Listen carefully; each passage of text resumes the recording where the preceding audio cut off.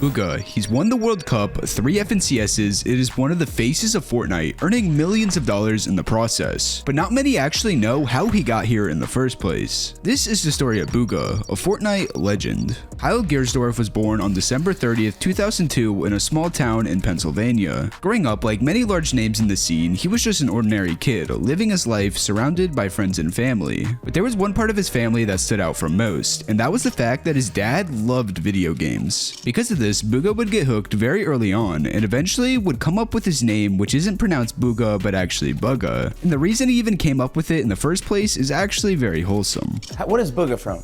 My grandpa gave me the name when I was like a baby. He used to say like booga booga booga, and I used to laugh. Oh, no way. That's where I get it from. Nowadays though, pretty much everyone calls him Bugha. After years of playing video games, he would eventually get introduced to the one that would change his life forever by none other than his dad. This was in July of 2017, and Fortnite Save the World was just released. Both of them really enjoyed playing the game, but it wasn't until September where the Battle Royale version was released and his love for the game would skyrocket. After this, him and his friends would get addicted, like many of us did back then, playing the game every single day. But since Bugha started playing very early on, he was quickly getting ahead of the skill gap. Because of this, he became much better than the average player, and back then he was just some random 15-year-old kid with Twitch's name trying to become a big streamer. And in season 3, he would actually see a small boost in viewership after taking down Hamlin's in a build battle. Oh, I killed him!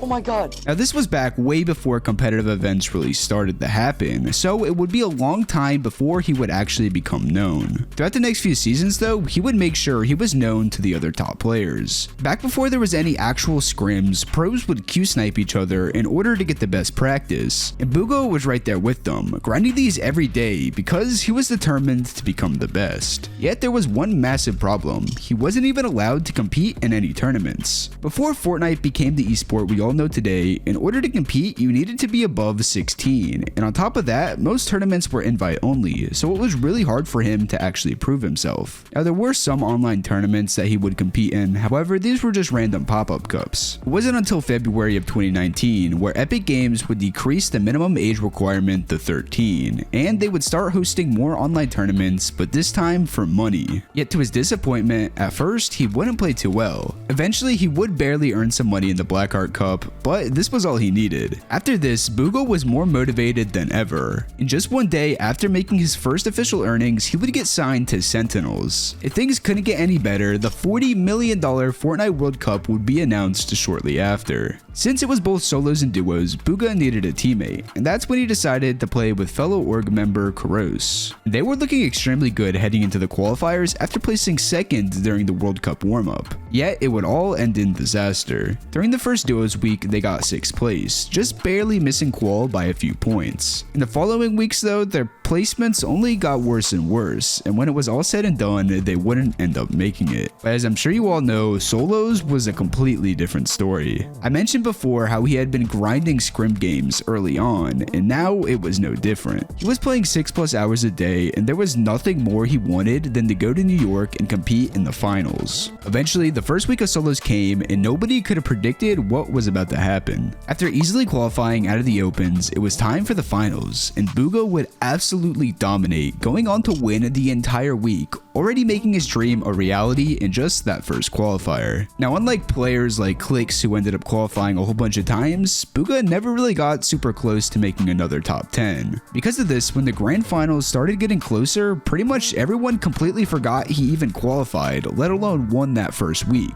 So it was really hard to say how he would end up doing in the finals. And when the weekend of the tournament came, there was even more uncertainty. By the way, if you made it this far, make sure you subscribe because only 11% of you actually are, so double check. Just a few days before the tournament started, Bugha was practicing. But at this point, he still didn't even have a drop spot locked down. This was also at a time where drop maps weren't really a thing, so nobody knew who was landing where. This wasn't the only reason though. Even his parents didn't think he would be able to play super well because of one super important factor. This was his first ever LAN event, and he was going up against a bunch of veterans like Tfue who were the favorites to win since they had lots of prior experience. None of this mattered though. It was Fortnite at the end of the day, and anything could happen. After trying to figure out where he was going to drop, Bugha decided to just stick with what he knew, and that was Lucky Landing. The day was finally here, and everyone was nervous. Today was the day that some of these players would have their lives changed forever. With millions of viewers eagerly watching, Game 1 was about to start. Bugha took this time to keep his composure and lock in, and even he wasn't ready for what was about to happen. Plays there, Whalen going down to the feed, what a shot. A player like this is going to make plays, sitting the edge of the storm, the box up, he's going for edit shots, big hit, my gosh. Yeah, be one of the bottom, step in the box, big hits, back-to-back shots, top three now. Almost going to be his game to win, we'll see here another one. Into the sky, go for it, here it is! Shockwave to height, shots coming in, no elimination yet for the first game victory royale! Oh my gosh, confident play from Bugha. Connection for him. Lots of builds to work with. Bugha does get another one. Look at last we saw. He does get taken out right there. Unfortunately, it's Peter Pan. After the first 3 games, Bugha was in first place by 6 points. So with 3 more remaining, it was still anyone's tournament to win. But at this point, Bugha was settled in. After taking the win in Game 1 and then going down early in the second, he learned his lesson early on to not overheat. So heading into the next half, he knew what he needed to do, and with his family right there to support him, Bugha was more motivated than ever. Quick look back here, Bugha, our current leader. Look at the shots through there. Got placement points. Another elimination. How about a second? Bugha, what are you doing? 2 elims come in. One build up, drops on it. Bugha, no. But either way, it's all good. Look, he's done what he needs to do. He knows how important that game is today. Lol Boom up top, crew the double qualified player as well. Up another elimination. If this player rotates out, there it is, a big shot. Another elimination. And he's got near max material left. The final moments of Fortnite World Cup. Oh my gosh. Bow down. Bow down to Bugha. Doesn't even matter. Ladies and gentlemen, there's no way anyone beats him. Your Fortnite World Champion, Bugha would go on to decimate the competition in the last 3 games, winning the entire tournament by almost double second place. But most importantly, he had just earned himself a whopping $3 million at the age of 16, completely changing his life in just a couple hours. But he was not ready for how crazy the next 48 were about to be. He went from a kid who just wanted to be good at a video game to now going on a whole bunch of talk shows, being all over the news, and now needing to get an agent because of how massive this was. Not only that, but his social medias would absolutely blow up, going from around 115,000 followers across all platforms before to now having close to 900,000 overnight. And this was just the beginning. Not long after the World Cup, there was about to be another massive announcement by Epic Games, and it was that there was about to be a huge online tournament every single season called FNCS. But at first, it didn't go too well for him. Over the next few seasons, Bugha wouldn't play bad, however, it was nowhere near what fans expected after his dominance, going on to get a 26th and 21st in the trio and squad FNCSs. Many expected much better, especially considering he was playing with some of the other best players in NA. This is Fortnite though, things like this can happen, so it's extremely important to not let this affect you and continue the grind, which is exactly what he would do.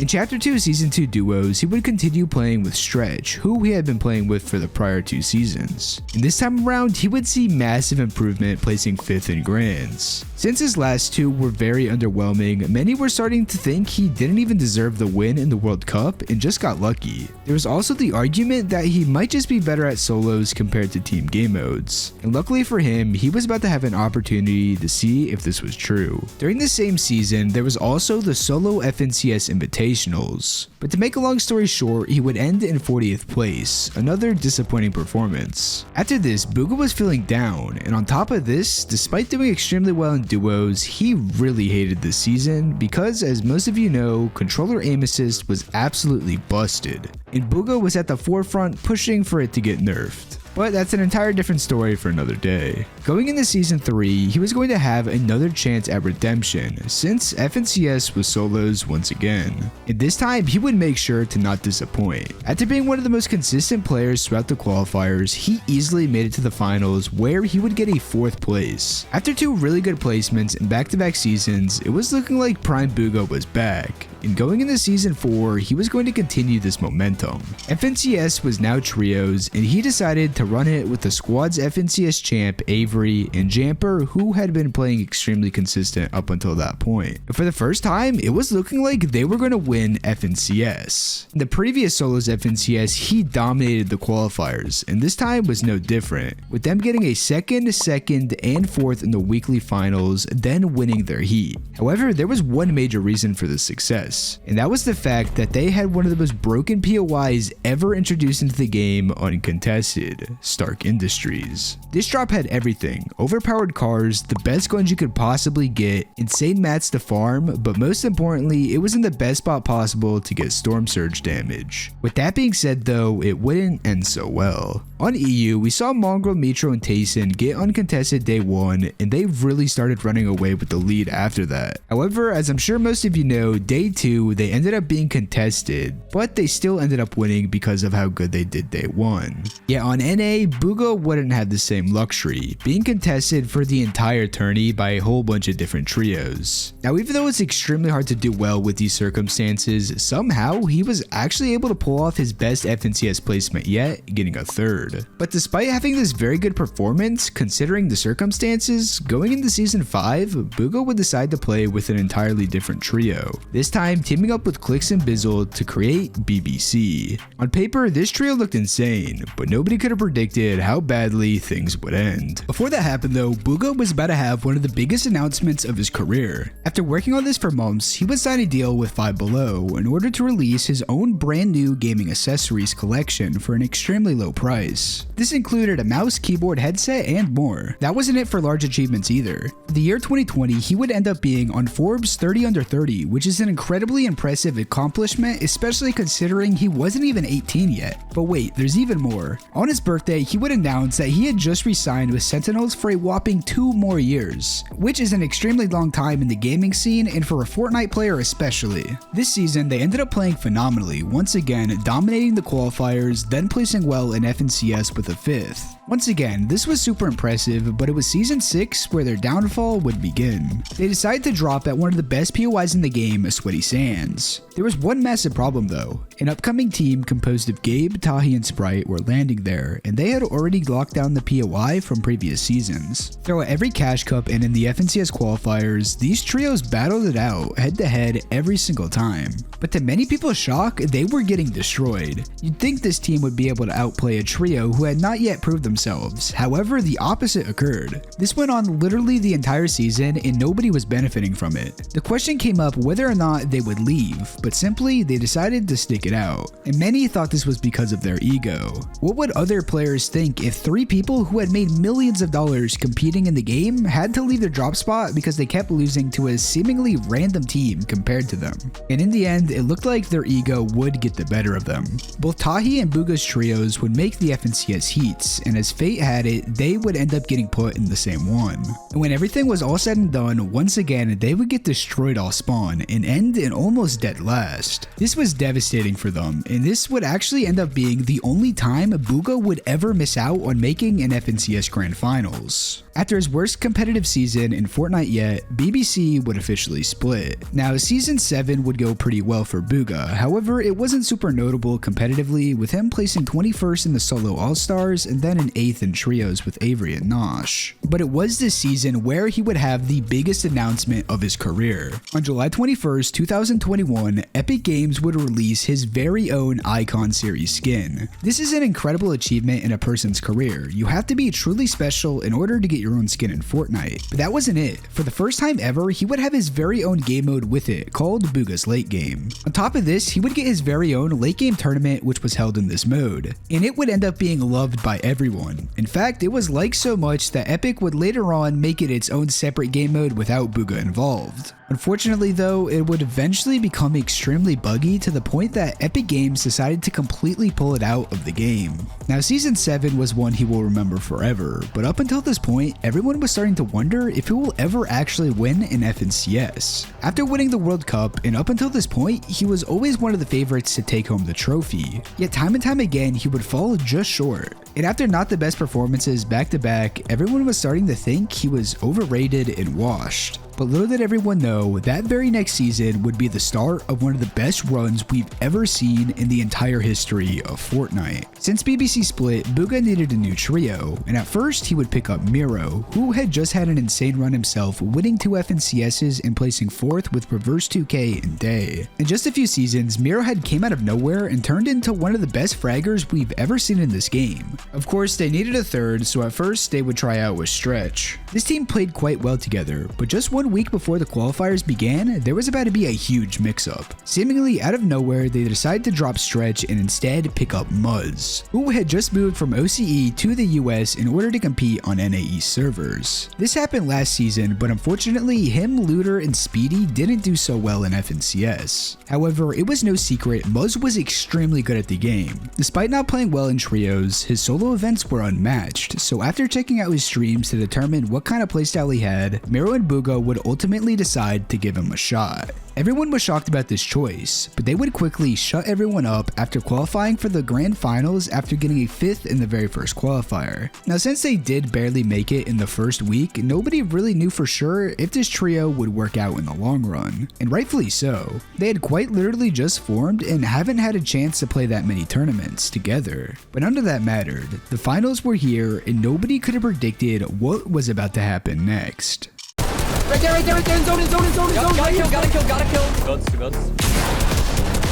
can't. Oh, yeah, it's about there. Put a harpoon in, alright? We're behind. At it. Dead. Follow me up. 100. Okay, try to play placement, guys. Nice. Let him in. 100. Move up. Probably dead. Dead. 1 HP, dead. Dead, all dead. 100. Dead. 100. It's a trio on low. Fight high. No way. I just sold. On our wall. Yeah, full piece. 100. Dead. Come here. You gotta come up. Guys, you gotta come up. Back up. 100. Okay, I'm dead. I'm arrow. Top three, baby. Get that kill. Oh, good try.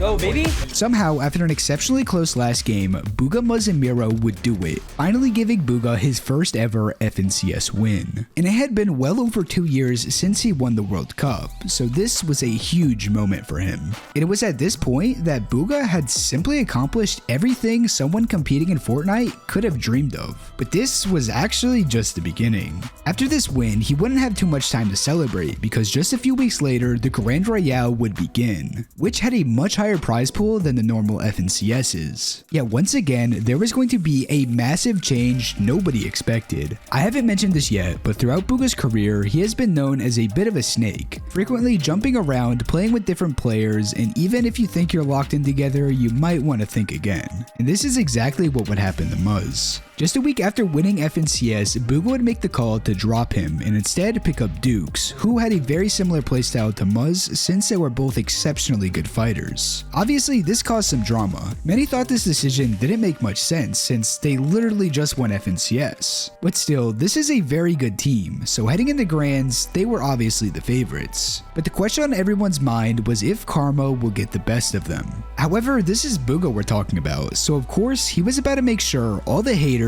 would go silent. Just get framed. 1 HP. I got it. They're dying to surge right there. 1 HP back here. On, we're focusing on this. I got my kill. Wait, I'm It's in. Dead. I got Wait, back zone. Dead. 20. 1 dead. Get my mats. That's 1v3. Nice, guys. You guys are crazy, bro. I'm getting carried so hard right now. Here, dude. Silver there. 1 HP. Dead. Spray. Keep spraying. One more. 1 HP. Drop. Fight low. Dead. Here, I'm just living in my box. 100. Get in. In the back. You white dead. All dead. 40 crack. Fight him. I got your finish. Get your full kill. No! Crazy! baby.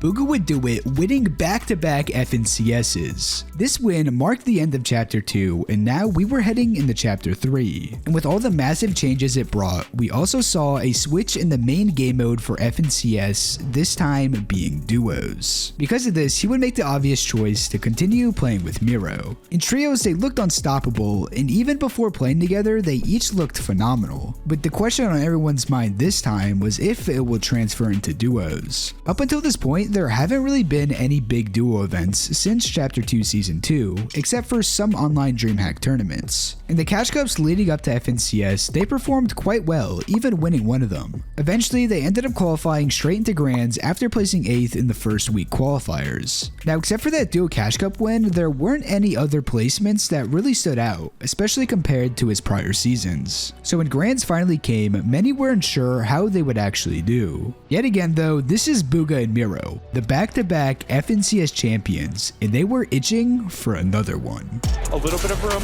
That's in the top right-hand corner. We're going to zoom on in. And Miro right on the back. Go good at fighting just around that area. Excuse me, stretching commitment. Opposite side, we see Fatchy Fishy ends up getting his run ended. To be found there for Bugha, he finds the first tag, but this is it. They know better. They close him out. Bounce back. He sees some materials, trying to grab whatever he can. He did not want that stinger, though. He already has one. Builds to work with. Make that none now, as he has to commit into the box.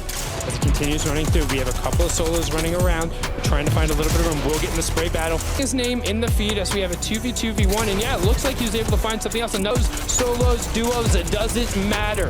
If we're Bugha and Miro, we're winning. Game-defining performance here, a tournament-defining performance here. But he gets a decent amount of shield. They're still in the zone, trying to find the spray, taking the straight-up fight against the Acorn, winning the trade so far, swaps the pickaxe, gets the 24, but gets taken down. Bugha and Miro would go on to win again, officially becoming the first players on NA East to win back-to-back-to-back FNCSs. After this incredible accomplishment, many wondered if they would somehow continue the streak, but unfortunately, it would be now where it would get broken. With that being said though, him and Miro continued dominating, going on to place 3rd and 2nd in the following grand finals. This now brings us to Season 4 of Chapter 3, and Epic Games had something huge in store. For the first time since the World Cup, there was finally going to be an official Epic-hosted LAN event, the FNCS Invitationals. And of course, Bugha was invited. Going into the event, he was easily a favorite to win. After all, over the last 5 FNCSs, he had an average placement of 1.6. And that's not even factoring in that he won the last and biggest LAN event back during the World Cup.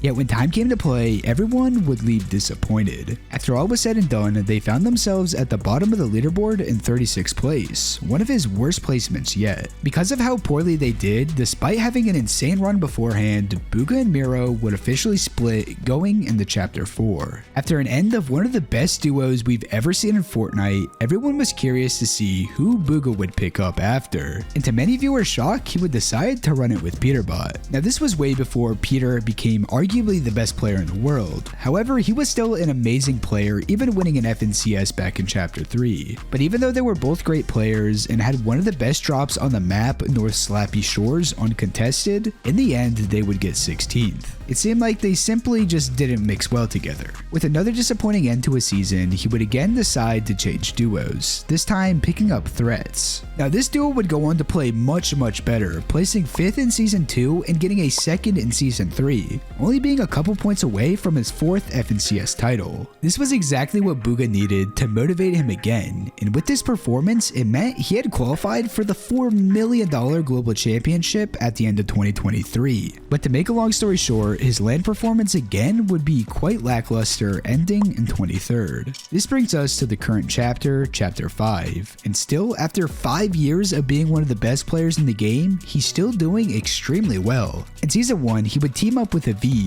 and place 3rd in Grands. Now, after an insanely good showing for their first time playing together, Bugha would actually decide to drop Aviv going into Season 2 and instead play with Agers. Yet this decision would not pay off. On day 1 of Grands, they really struggled to do well. However, on day 2, they did bring it back a little, but ultimately they would end up getting a 13th. That finally brings us to the present, Chapter 5, Season 3, and as of now, it looks like Bugha has decided to once again play with Aviv. And well, there's a really good chance for him to win another FNCS this time around. No matter if you love him or hate him, you can't deny Bugha is one of, if not the most accomplished player in not only competitive Fortnite, but Fortnite in general, growing a massive following of almost 17 million across all platforms. Not only that, but it's been over 5 years since he won the World Cup, and to this day, he is still a tier 1 player, being the most earned Fortnite pro in the world, making an impressive $3.7 million from the game. And it's only continued to go up from here. It seems like there's really no end in sight for Bugha, but whatever happens next, he can be assured that he will go down in the history books as one of the best to ever do it. If you enjoyed this video, make sure to drop a like, subscribe, and check out these videos here. Have an amazing rest of your days. Peace out.